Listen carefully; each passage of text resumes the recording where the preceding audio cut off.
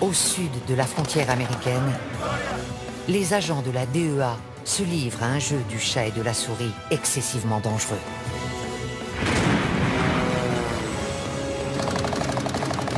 Dans toute l'Amérique centrale, ces flics d'élite combattent les cartels. On n'a jamais vu ce genre de bateau. Le flot de cocaïne d'inonder le marché nord-américain. Il y en a une sacrée quantité. Il en sort de partout. Face à eux, un ennemi ingénieux et brutal. Il a avalé 100 boulettes, l'équivalent d'1 kilo. Des milliards de dollars sont en jeu. La vache. Ça fait un paquet de blé. Allez-y, nettoyez le secteur. Bon sang. Découvrez les coulisses d'une guerre dont tout le monde a entendu parler, Le voilà. mais dont peu connaissent la réalité. Vous ne nous dites pas la vérité. C'est lui avec le bébé. Nom de Dieu. Oh, bon sang.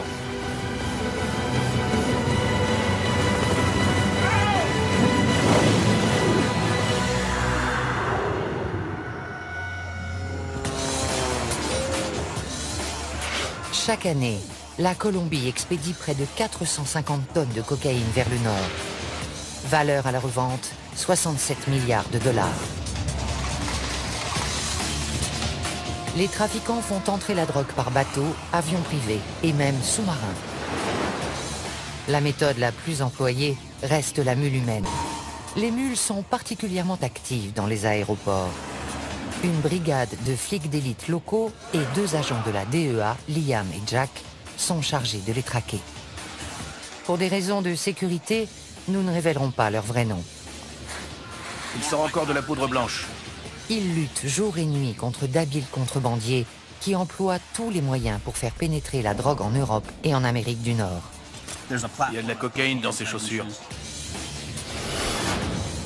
Ils risquent très gros, car les cartels éliminent tous ceux qui se dressent sur leur chemin, même les agents de la DEA. Giovanni était mon bras droit, mon bras armé.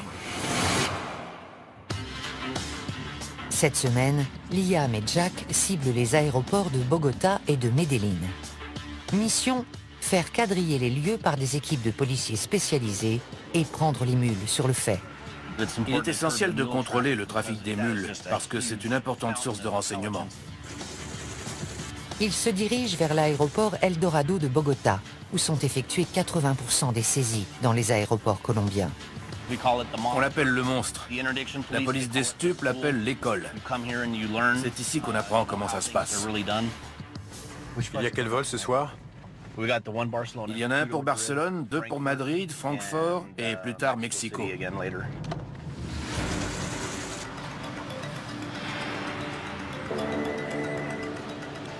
Allô? Ok, t'es où? On est en train d'arriver. Salut. Un chien a repéré un sac suspect et la police a isolé un ressortissant italien et ses bagages dans une zone sécurisée. Ils sont sûrs qu'il y a de la coke dedans, alors ils les ont mis sous clé.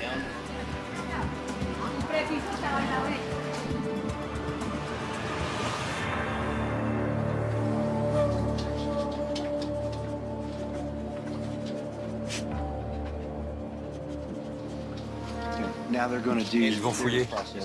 D'où il vient? Il est italien. Il allait où? Il allait à... Parmi les vêtements, ils découvrent un objet que Liam a déjà vu dans les bagages des mules. On tombe très souvent sur des médailles religieuses. Lui, il a une croix. Il pense qu'ils vont échapper à la... Mais c'est curieux. C'est pas le genre de choses qu'on jette au fond d'une valise. C'est une protection? Pour que Dieu veille sur moi pendant le voyage. J'allais être avec ma petite amie.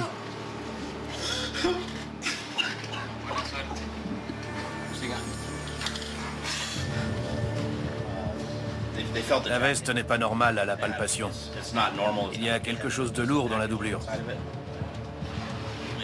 Il perce le tissu pour récupérer la substance et la passer dans ce test de détection positif à la cocaïne. Dans ce cas, Le jeune Italien sera arrêté et passera les 3 prochaines années dans une prison colombienne. Voilà. Test positif à la cocaïne. Positif.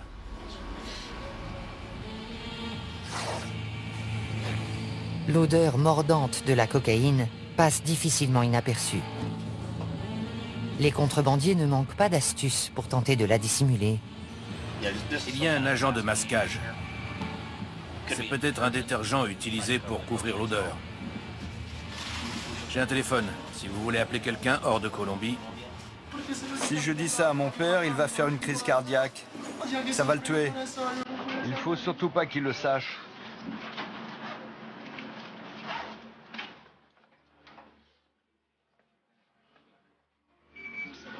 Je suis arrivé en Colombie le mois dernier avec ma petite amie. Elle est enceinte.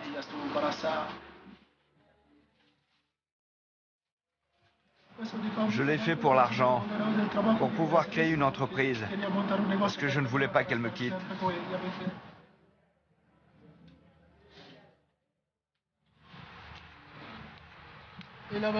C'est elle qui avait organisé cette folie. Elle voulait qu'on passe notre vie ensemble. La tendance est aux ressortissants étrangers en Colombie.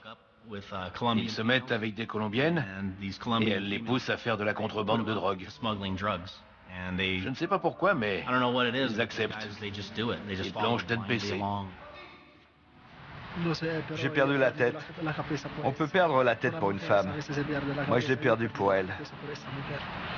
Il y a une seule femme qui vaut que tu perdes la tête. C'est ta mère.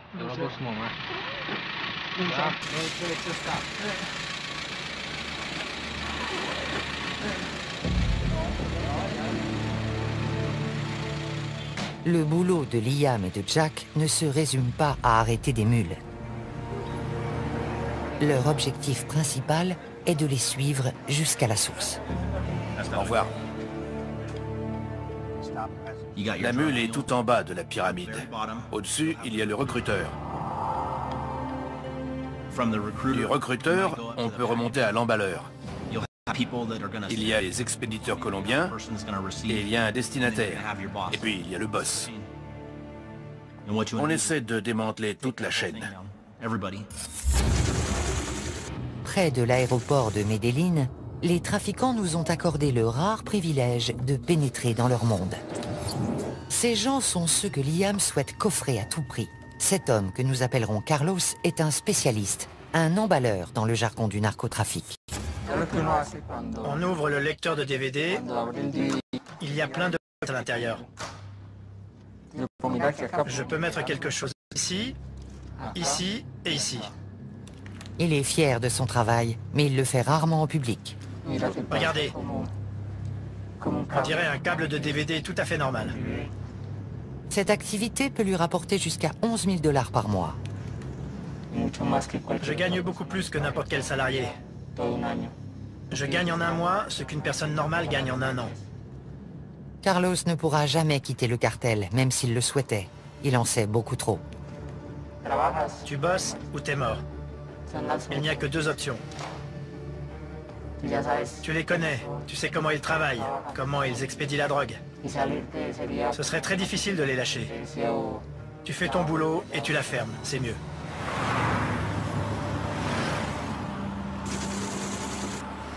Dans une autre planque, un autre spécialiste prend des risques encore plus grands. C'est une mule que nous nommerons José. Allô? Comment tu vas? Au bout du fil, le boss de José.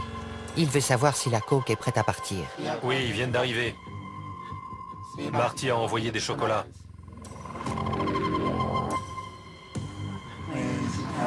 Pour pouvoir survivre, je transporte de la drogue. Je la transporte par avion, dans mon jean.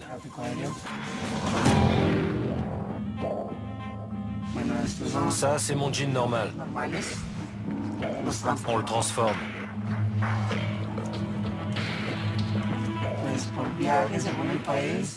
Je gagne entre 8 000 et 9 000 $ par voyage. J'ai toujours peur. Je regarde tout le temps dans mon dos.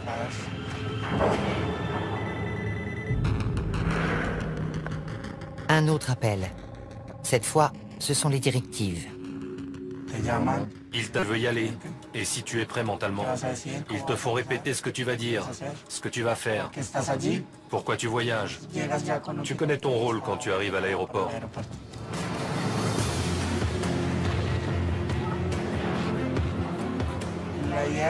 Le but, j'essaye de beaucoup parler avec les préposés qui s'occupent de moi, parce qu'ils observent ton attitude et ta personnalité.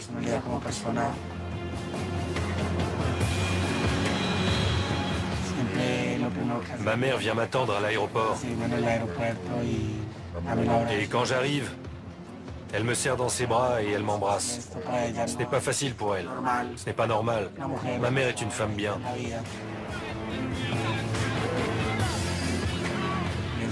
Je risque de me faire arrêter à l'étranger et de prendre 30 à 35 ans de prison. Ça vaut le coup. C'est nécessaire.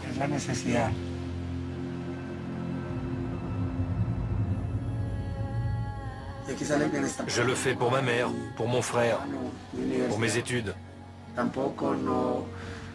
Ce n'est pas un travail honorable, mais je suis forcé de le faire. En sortant, José nous demande de ne pas le suivre. On ignore ce qu'il est devenu.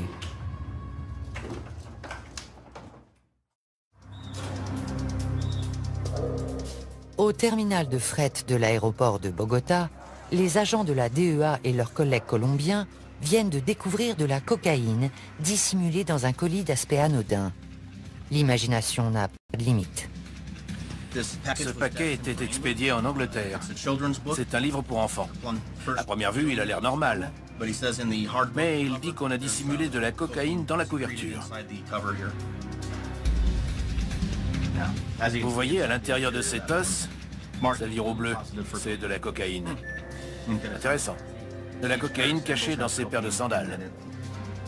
De la cocaïne dans les poignées de ses instruments dentaires.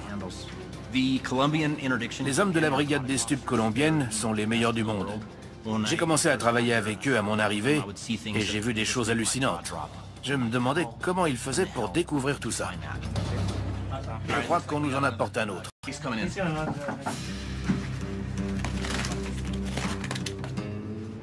C'est un carton de déodorant à billes à destination de l'Espagne. Et les flics étaient soupçonneux. Je suis d'accord, ça n'a pas de sens. Je pense qu'il y a un petit réservoir ici contenant du vrai déodorant. Et un double fond dessous rempli de cocaïne liquide. Je vais passer pour un crétin si je me trompe. Mais d'après mon expérience, je dois être dans le vrai. Perce un petit trou ici. Liquide.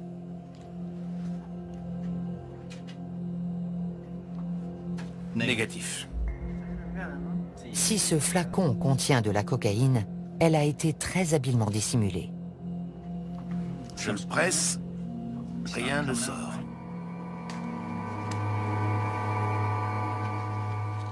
Bleu, positif, cocaïne. Il y a bien de la cocaïne, comme je l'avais dit. Je me sens moins bête. C'est de la cocaïne liquide. Encore un point pour les flics. J'aime la chasse.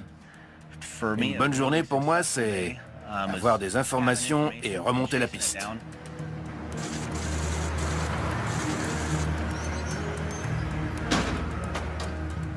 Dans l'après-midi, les hommes contrôlent des manifestes d'expédition.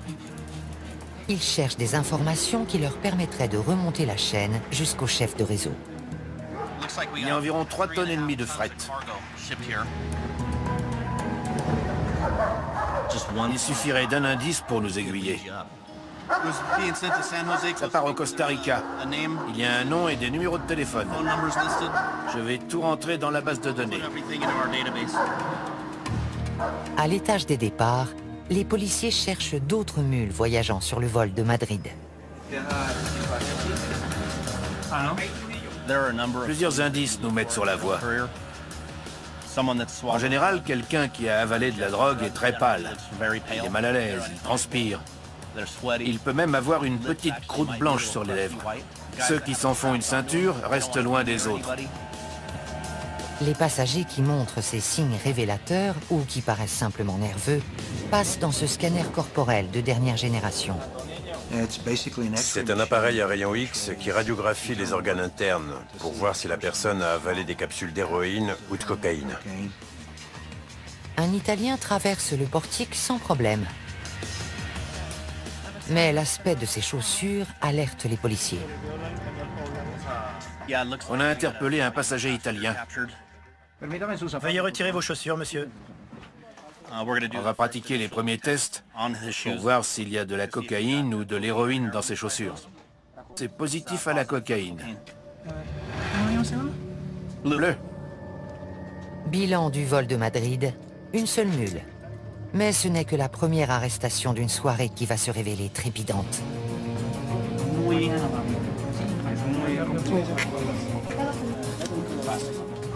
Il pèse très lourd. Trop lourd. Un petit échantillon? Voilà. Cocaïne. Il y a de la cocaïne liquide dans ce jean. On voit de la cocaïne liquide au quotidien depuis environ 1 an et demi. On en saisit beaucoup parce que c'est facile à dissimuler. Quand une méthode marche, ils s'en servent jusqu'à ce qu'elle ne marche plus, et là ils changent. Parmi les nouvelles techniques, les vêtements imbibés de coke liquide. Il les trempe dedans, comme pour faire la couleur qui ressort est caractéristique de la cocaïne. Arrivés à destination, les vêtements subissent un traitement à l'alcool pour extraire la drogue. Ensuite, un passage au micro-ondes transforme le liquide en poudre prête à la revente.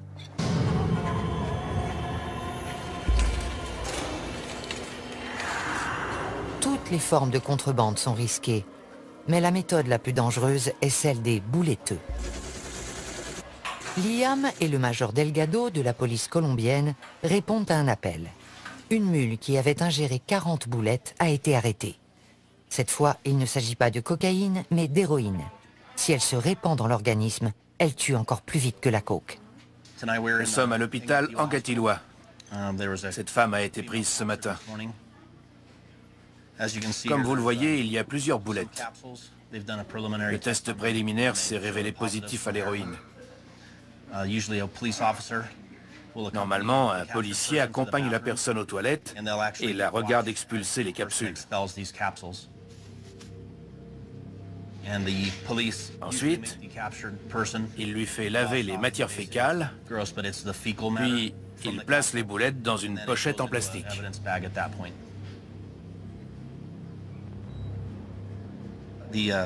La femme dit qu'elle a avalé 40 capsules. Jusqu'à présent, elle en a expulsé 36. Il en reste 4. Elle espère qu'elle va les expulser bientôt, parce qu'elle craint pour sa vie. Malheureusement, sa vie n'est pas seule en jeu. Elle est enceinte. J'étais obligée de le faire. Je suis au chômage et j'ai besoin d'argent pour nourrir mes enfants. J'ai honte. Je viens d'une bonne famille. Il ne pouvait rien arriver de pire. J'ai déshonoré mon nom. Les miens vont me rejeter. Je sais qu'une longue route m'attend. Je m'inquiète pour mes enfants. J'ai fait ça pour eux.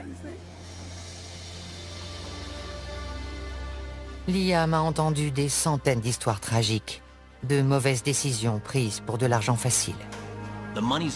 Ils peuvent se faire beaucoup d'argent. S'ils réfléchissent à court terme, ils trouvent que ça vaut la peine. Ils pensent qu'ils ne se feront pas arrêter. Mais on les prend à tous les coups. Ça ne vaut pas la peine. Ils peuvent y laisser la liberté ou même la vie. Mais pour ceux qui les emploient, les bouletteux ne valent que le produit qu'ils transportent. Pour préparer la cocaïne à être ingérée, elle doit être emballée dans des capsules de préservatifs.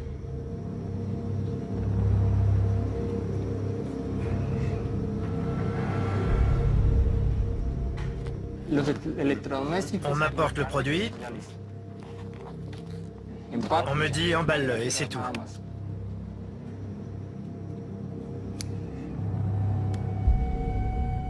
Je ne sais pas qui le transporte. Ce qui compte, c'est d'être payé. Une fois le kilo en boulettes, on engage une mule qui les avalera pour le transport. Nous appellerons celle-ci Moreau. Moreau est bouletteux depuis 10 ans. Il connaît parfaitement les risques. Jusqu'à présent, j'ai fait beaucoup de voyages et je m'en suis sorti vivant. Mais j'ai beaucoup d'amis qui sont morts en traversant la frontière. L'huile permet aux boulettes de passer plus facilement. Mais avec une telle concentration de drogue, la moindre fuite pourrait causer un arrêt cardiaque. C'est très dangereux. On peut mourir dès la première boulette du premier voyage, parce qu'il est toujours possible que la cocaïne se répande.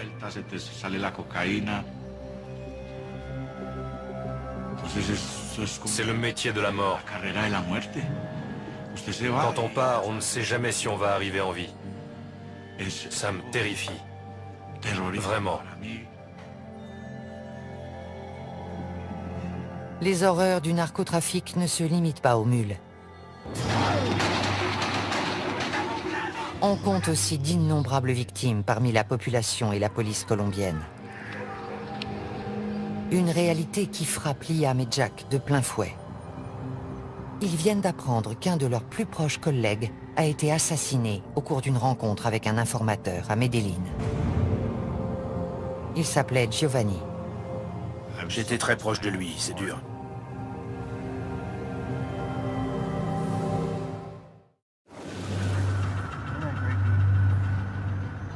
Liam et Jack se rendent à Medellín, où ils comptent investir l'aéroport pour la seconde phase de leur opération coup de filet.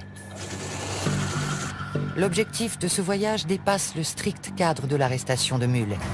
Ils veulent trouver les assassins de Giovanni. Je vais à Medellín pour des raisons personnelles. Un de mes meilleurs amis a été tué. On vient coordonner l'enquête sur son assassinat. L'ancien bastion de Pablo Escobar demeure l'épicentre du trafic de drogue, un terrain très dangereux pour la DEA. Tout policier risque la mort à Medellín. Il faut être sur le qui-vive. Quand je viens dans cette ville, je suis prêt à tout. J'ai repéré une moto blanche derrière nous. Elle nous suit depuis une dizaine de minutes. Le conducteur s'intéresse beaucoup à nous. Il n'arrête pas de nous regarder. Il n'est peut-être pas dangereux, mais il pourrait appeler quelqu'un pour dire qu'il a vu quelque chose de bizarre. Les trafiquants sont peut-être déjà au courant de leur présence. Mais Liam et Jack continuent jusqu'au jardin botanique où Giovanni a été abattu. Giovanni était l'un des meilleurs policiers que j'ai rencontrés. Il avait un cœur de lion. Il ne connaissait pas la peur. Il faisait un boulot formidable et ça rejaillissait sur moi. Je me reposais sur lui. C'est là? On peut se garer à l'intérieur? C'est arrivé à 7h25 du matin. Il devait y avoir autant de monde que maintenant. Faut être vraiment gonflé pour faire ça en plein jour. Giovanni croyait avoir rendez-vous avec un informateur quand il a été tué de sang-froid devant des centaines de personnes. D'après les preuves matérielles et les photos de la scène de crime, le véhicule de nos hommes était garé dans ce sens. Le conducteur et le passager à l'avant, personne derrière. 2 tueurs se sont approchés par les côtés. L'un du côté du conducteur, l'autre du passager. Ils ont ouvert le feu.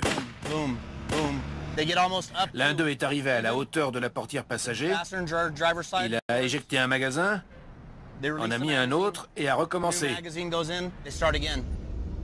Puis il a reculé. Et ils se sont enfuis. Ils étaient entraînés. Ils avaient une expérience militaire vu la façon dont ils se sont approchés du véhicule et dont ils tenaient leurs armes. Ils la tenaient pas comme des gangsters. C'était pas leur premier assassinat. Ils vont ratisser le quartier en quête de renseignements. On doit aller à plusieurs endroits, mais vous ne devez pas vous montrer. Est-ce être présent ce jour-là? D'autres gens qui sont souvent dans le coin? Peut-être. Vous devriez aller voir par là. Est-ce que la police a demandé la vidéo de surveillance? C'était là. L'homme à qui il parle a une vue parfaite sur la scène de crime. Mais il prenait sa douche au moment clé. Personne ne sait quoi que ce soit sur l'assassinat. Il y avait des yeux partout, mais personne n'a rien vu. Pour nous, cela signifie que la Oficina contrôle le quartier. La Oficina de Envigado est un syndicat de tueurs à gages, le groupe le plus meurtrier de Colombie. La Oficina a toujours été un élément criminel violent. Ils sont furieux parce qu'on a arrêté quelques chefs haut placés et je suis sûr qu'ils seraient ravis de tuer ou de blesser un membre de la DEA. Malheureusement, notre mini-quadrillage n'a pas donné grand-chose. Le pompiste travaillait ce matin-là. Il a entendu les tirs, mais il n'a rien vu. Le portail était ouvert, mais nos hommes ne sont pas entrés. Ils se sont garés là. Ça me paraît bizarre, parce qu'ici c'est un trottoir. Pourquoi n'ont-ils pas été plus loin pour libérer le passage? C'est une rue complètement dégagée et très fréquentée. Drôle d'endroit pour une fusillade. Je crois que la Oficina voulait que l'assassinat soit public. Elle voulait envoyer un message. Il y a sans doute eu des centaines de témoins, mais personne ne parle. Le quartier est sous leur coupe. Les gens ont peur de parler. Imaginez que vous vivez à Chicago et qu'une organisation criminelle et ses commandos de tueurs sont implantés dans votre quartier. Vous n'iriez pas parler d'eux. Regardez en haut des collines. C'est un bassin de recrutement de trafiquants et d'hommes de main. Il y a aussi des tas de gens honnêtes, mais c'est là qu'ils recrutent. La Oficina croit pouvoir opérer impunément dans ce secteur. C'est très difficile pour la police quand personne ne veut coopérer avec elle contre les voyous qui infestent la ville et qui tuent des innocents et des policiers compétents qui font de leur mieux.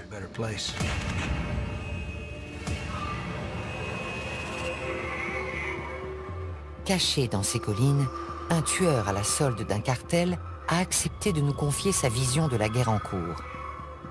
Il se prépare pour son prochain contrat, qui ne lui rapportera que 400 $. J'avais 16 ans quand j'ai commencé. J'ai grandi dans un quartier où il était courant de tomber sur un cadavre dès qu'on sortait de chez soi le matin.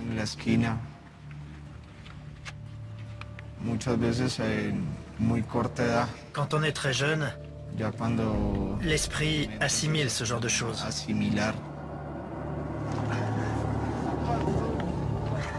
Ce n'est pas une excuse. Venir d'un quartier défavorisé n'autorise pas à tuer. Comment peuvent-ils faire ça à d'autres êtres humains? Je ne comprends pas. Quand on tue quelqu'un, on n'a ni dignité, ni mort.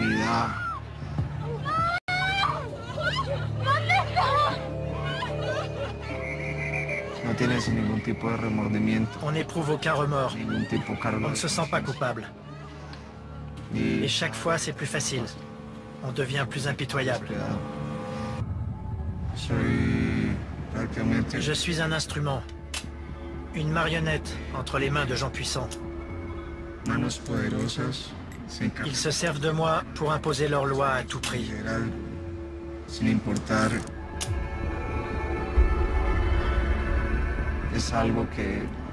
C'est quelque chose qu'on a dans le sang. Comme un fil dans un tissu. Quand on commence à tirer dessus, on ne s'arrête plus. Il n'y a pas de compassion.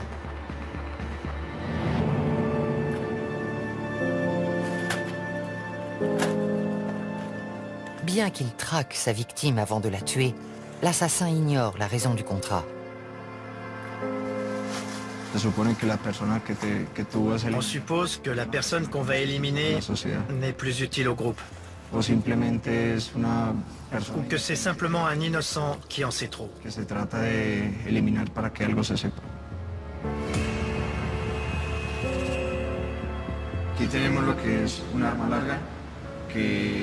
Ce fusil sert pour les boulots où on doit percer des gilets pare-balles. Avec le pistolet, on tire, puis on le cache.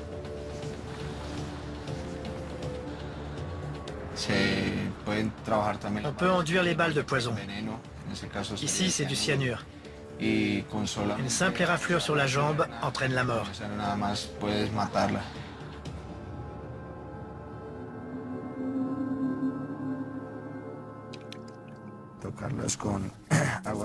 On lave les balles à l'eau bénite et on récite la prière de l'assassin. Que la divine fortune guide ces balles sacrées pour qu'elles donnent la mort sans faillir. Que cette mort soit sans violence, que la victime ne souffre pas. Amen. Des tueurs à gages qui disent des prières et qui se signent, pour moi, c'est de l'hypocrisie. Dire une prière pour aller tuer quelqu'un qui a des enfants, ça me fait penser à une brute. Seule une brute est capable de faire ça pour se rassurer. Avant de partir, le tueur dit aussi une prière pour lui-même. Pour la défense de mon âme et de mon corps. S'il y a des yeux, qu'ils ne me voient pas. S'il y a des mains, qu'elles ne me touchent pas. Que mon corps ne soit pas blessé.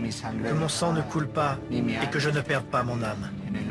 Au nom du Père éternel et de la Sainte Trinité. Amen.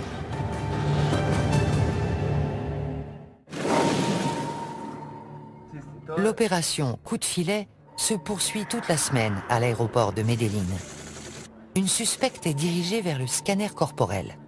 Les rayons X montrent des images très bizarres, de taille et de forme identiques.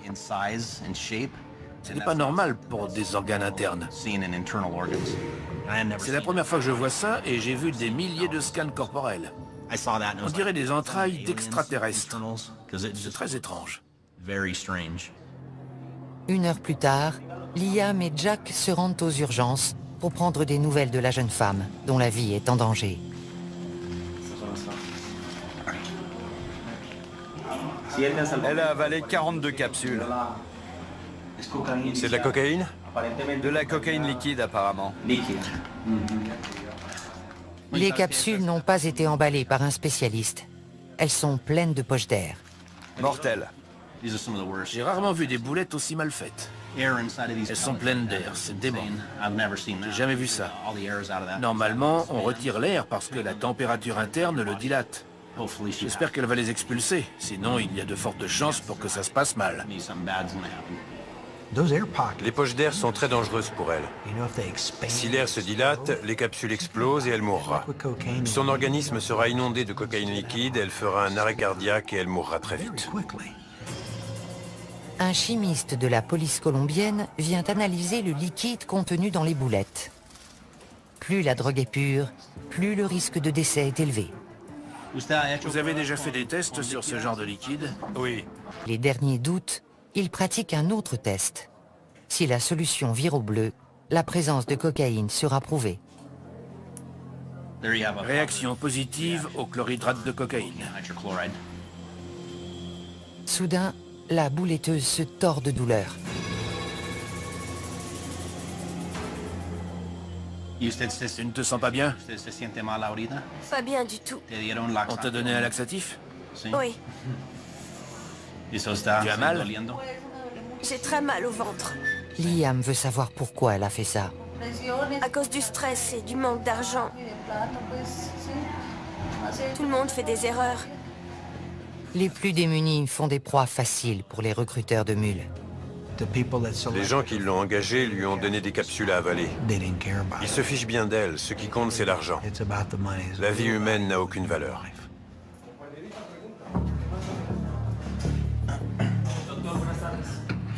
Qu'est-ce qui se passerait si l'une d'elles s'ouvrait? Il faudrait pratiquer une opération à haut risque. Je vois. Vous pensez qu'elle va les garder longtemps dans l'estomac? Non. Plusieurs jours, ce serait extrêmement dangereux. Si c'est quelques heures, les chances de survie sont meilleures. Le médecin est inquiet. Il va peut-être devoir opérer la jeune femme pour extraire les capsules sur le point d'exploser. Mais si ça dure plus de 48 heures, je devrais intervenir? Sans doute. D'après le médecin, si ces boulettes mal faites restent plus de 48 heures dans le système digestif de la patiente, c'est la mort presque à coup sûr. Il lui est arrivé de devoir ouvrir entièrement la cavité abdominale pour les extraire. Si la jeune femme a pesé les conséquences de sa décision, son recruteur a certainement minimisé les risques. Ils leur disent « T'inquiète pas, on a payé les flics, on le fait tout le temps. Tu vas gagner de l'argent, il n'y a aucun problème. » La mule qui croit ce mensonge commet sa première erreur. Son décès serait la première mort par overdose de l'opération Coup de filet.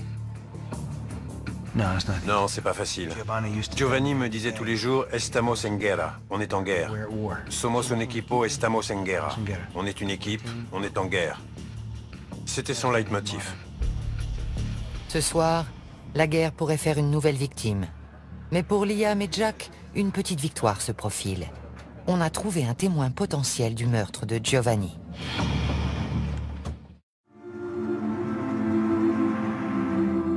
Avant d'entamer une journée chargée, les deux agents passent prendre des nouvelles de la jeune bouletteuse. On fait juste un saut à l'hôpital pour voir comment elle va.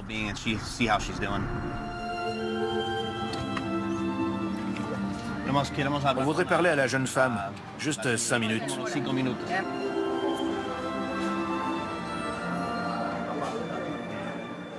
Je crois qu'elle est aux toilettes. Elle a expulsé la dernière? La dernière est passée. Le lendemain, quand je l'ai vue, j'ai été étonné qu'elle ait passé la nuit. Les formalités de sortie vont prendre une demi-heure. Ensuite, ils l'emmèneront en comparution initiale, puis en cellule. Et elle a survécu. Bonjour, comment ça va? Bien, beaucoup mieux. J'ai plus mal. Elle a eu beaucoup de chance d'expulser toutes les boulettes. Elle est complètement remise. Liam et Jack tentent d'en savoir plus sur la personne qui l'a engagée. Mais elle maintient qu'elle a agi seule. Elle dit qu'elle est seule en cause. Je ne la crois pas. Je ne crois pas qu'elle avait les fonds pour acheter de la cocaïne et prendre l'avion pour le Honduras en espérant trouver un acheteur sur place. Elle protège quelqu'un, sûrement un membre de sa famille. Bonne chance et merci beaucoup. Merci. Vous avez été très gentils. Et vous avez des beaux yeux tous les deux.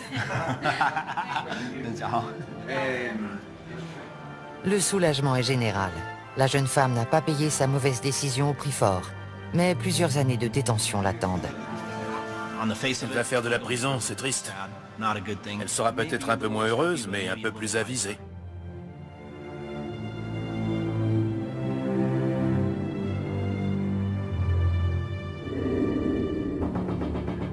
Dans l'après-midi, Liam et Jack apprennent qu'un coup de fil important a été intercepté. Ils pensent qu'il provient de l'un des organisateurs de l'assassinat de Giovanni. Il flippe complètement au téléphone. Il dit qu'on lui a tiré dessus. Ils se rendent à l'hôpital où l'homme est soigné. Pour Liam, on a voulu l'abattre à cause de ce qu'il sait. On va lui mettre les points sur les i. Tu sais que tu seras mort très bientôt. Si tu veux t'en sortir, on est là pour t'aider. La coopération de cet homme pourrait marquer un tournant décisif dans l'enquête. Franco, on va à l'hôpital. J'espère que cet individu va faire une déposition et identifier les gens qui ont tué Giovanni. On arrive à l'hôpital. On ne peut pas vous emmener, c'est trop important.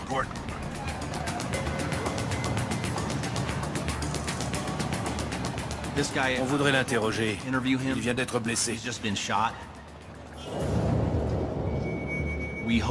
Espérons que ça lui a ouvert les yeux et qu'il nous donnera des informations sur les tireurs.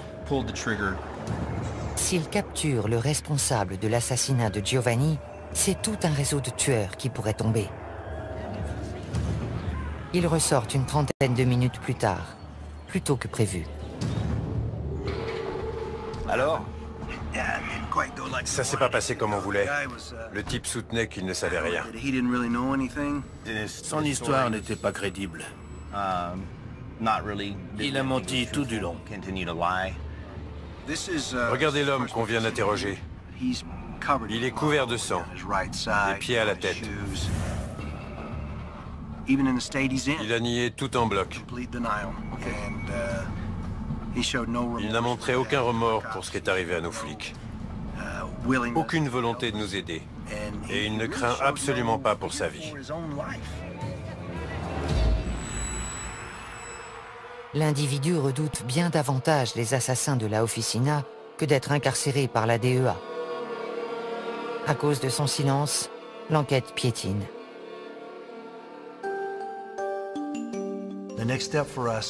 La prochaine étape consiste à demander un mandat d'arrêt pour cette personne. Qu'on le mette au moins derrière les barreaux, où on pourra le protéger. Car il est notre suspect principal, mais aussi notre témoin principal. On emploie toutes les méthodes d'investigation possibles. C'est ma façon de lui rendre hommage. J'essaye de résoudre l'affaire et je reste en contact avec sa veuve. C'est important. Il aurait fait pareil pour moi. On n'enquêtait pas sur la Officina de Envigado, mais maintenant on les a dans le collimateur. On n'oubliera pas, on ne laissera pas passer.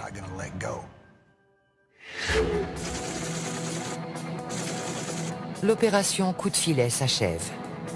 Ce soir, Liam et Jack donnent une conférence de presse sur une saisie d'une importance considérable. 30 kilos de cocaïne liquide.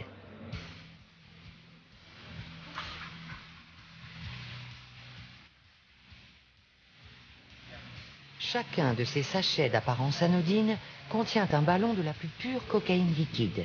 Elle a été dissimulée avec art, mais c'est le boulot de la DEA. Vous avez essayé de ce côté? Non, je le sens au toucher. Pas à l'odeur. Ils sentent rien, mais eux, ils ont reniflé plus de cocaïne que moi.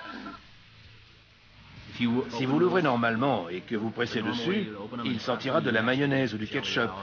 Et vous ne sentirez pas la cocaïne. Mais dès que vous percez le sachet, l'odeur de la cocaïne couvre tout. Celui qui l'a emballé a fait du bon boulot pour la masquer.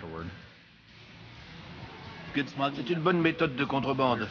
On a tout vu ici, dans le pantalon, les vêtements imbibés. Leur imagination en matière de cachette n'a pas de borne. Cette saisie est une victoire pour la DEA et ses collègues colombiens. Et alors même qu'ils se réjouissent, les trafiquants échafaudent de nouveaux plans et expédient des tonnes de drogue vers l'Amérique du Nord. On nous demande si ça vaut la peine, si on change quelque chose. Il n'y a pas de doute, on est efficace. La présence de la DEA en Colombie a réduit le trafic de drogue.